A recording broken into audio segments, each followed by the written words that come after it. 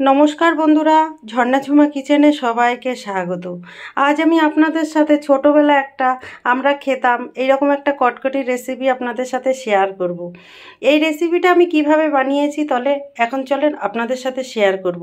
আর সিম্পলভাবে তৈরি করব, ঘরে থাকা কিছু উপকরণ দিয়েই আপনারা এই রেসিপিটা তৈরি করে নিতে পারেন। দেখেন কত সুন্দর কটকটিটা তৈরি হয়েছে আর কতটা মুচমুচে ক্রিস্পি হয়েছে, দেখেই বুঝতে পাচ্ছেন।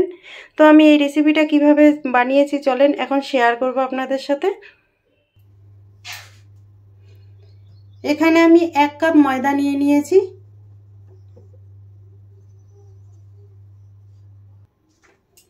আরও 1 কাপ নিয়েছি, এই 2 কাপ ময়দা নিয়ে নিয়েছি আমি।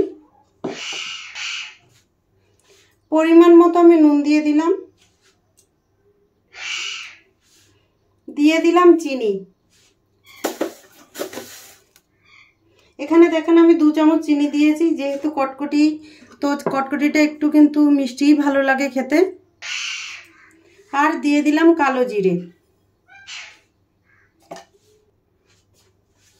দিয়ে দিলাম রিফাইন্ড অয়েল, আপনারা চাইলে কিন্তু ঘিটাও দিতে পারেন। দেখেন খুব সামান্য বেকিং পাউডার দিয়ে দিলাম, একটু ক্রিস্পি ভাব ভালো হওয়ার জন্য। এখন এই সব উপকরণগুলো একসাথে আমি মিশিয়ে নেব।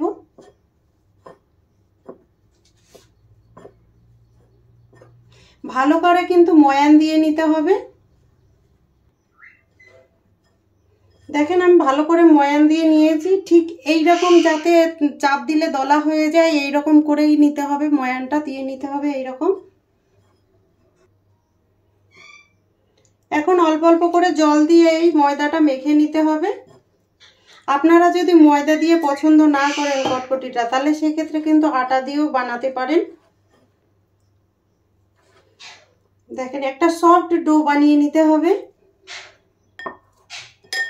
দেখেন ময়দা কিন্তু আমার ভালোভাবে মাখা হয়ে গেছে আর খুব সুন্দর করে একটা ডো বানিয়ে নিয়েছি আমি। এর মধ্যে সামান্য তেল দিয়ে এখন 10 মিনিটের মতো ঢেকে রেখে দেব, যাতে চিনিটা একটু গলে যায় ময়দার সাথে।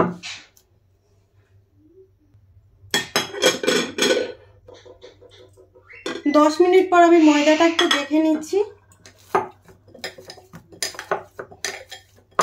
দেখেন কত সুন্দর সেট হয়ে গেছে। এখন এখান থেকে আমি একটা লেচি কেটে নিচ্ছি। এখানে আমি বেলনি চাকি নিয়ে নিয়েছি, দিয়ে দিলাম কিছুটা শুকনো ময়দা, দিয়ে এখন এটাকে আমি একটু মোটা করে বেলে নেব।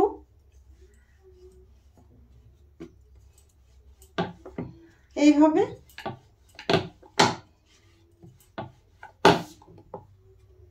দেখেন দেখেন ঠিক এইরকম মোটা করে বেলতে হবে। এখন আমি এটাকে কেটে নেব। আপনি চাইলে কিন্তু সাইডগুলো কেটে বাদ দিতে পারেন, আমি কিন্তু কেটে বাদ দেবো না, এগুলোও আমি ভেজে নেব।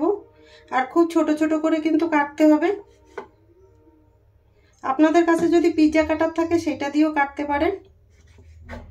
দেখেন এইভাবে কেটে নিতে হবে।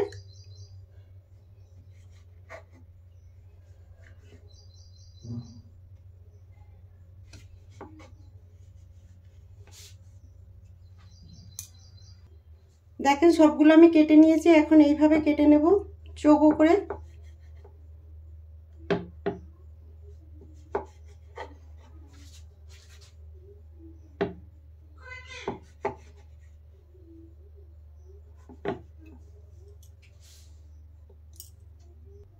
দেখেন সবগুলো কিন্তু আমি এক সাইজ করে কেটে নিয়েছি।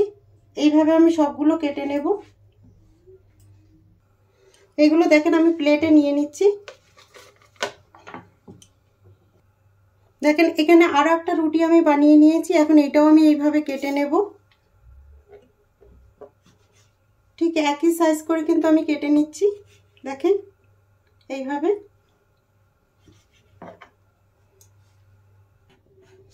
দেখেন একই সাইজ করে কেটে নিয়েছি, আর এখন আমি এই দিক থেকেও কেটে নেব এইভাবে। এইভাবে একসাথে কাটলে কিন্তু সাইজগুলো সব একই রকম থাকে। আলাদা আলাদা করেও কাটতে পারেন, কিন্তু সেক্ষেত্রে সাইজ আলাদা চেঞ্জ হয়ে যাবে, কিছু ছোট বড় হয়ে যাবে। তো দেখেন এইভাবে আমি সবকটা কেটে নিলাম। দেখেন সবকটা আমি কেটে নিয়ে নিয়েছি। এখানে দেখেন আমি তেল গরম বসিয়ে দিয়েছি, আর তেল কিন্তু বেশি গরম করা যাবে না, বেশি গরম করলে কিন্তু ভালো ভাজা হবে না, উপরটা পুড়ে যাবে আর ভেতরটা কাঁচা থেকে যাবে। তা দেখেন এখন আমি সবগুলো ভেজে নেব কটকটিগুলো। এইগুলো দেখেন তেলে দিলে কিন্তু জোড়া ছেড়ে যাবে, দিয়ে কিন্তু সঙ্গে সঙ্গে নাড়তে যাবেন না, তাহলে কিন্তু কটকটিগুলো টেরা বেঁকা হয়ে যাবে।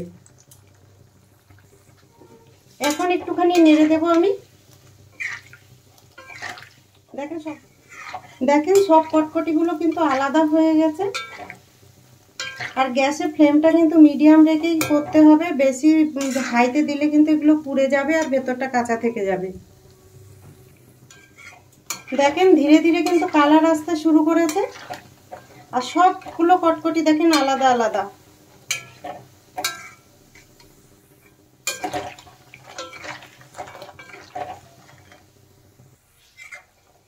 দেখেন কটকটির কত সুন্দর একটা কালার এসছে।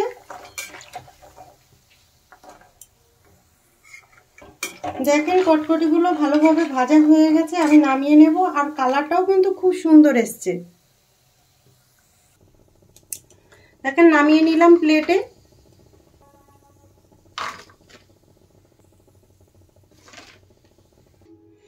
দেখেন কটকটিগুলো তৈরি হয়েছে। তো আমার এই রেসিপিটা যদি আপনাদের ভালো লাগে তাহলে আমার চ্যানেলটাকে সাবস্ক্রাইব করবেন, লাইক করবেন, কমেন্ট করবেন, আর অবশ্যই শেয়ার করবেন। আর আমার ভিডিওটা দেখার জন্য আপনাদেরকে অনেক অনেক ধন্যবাদ।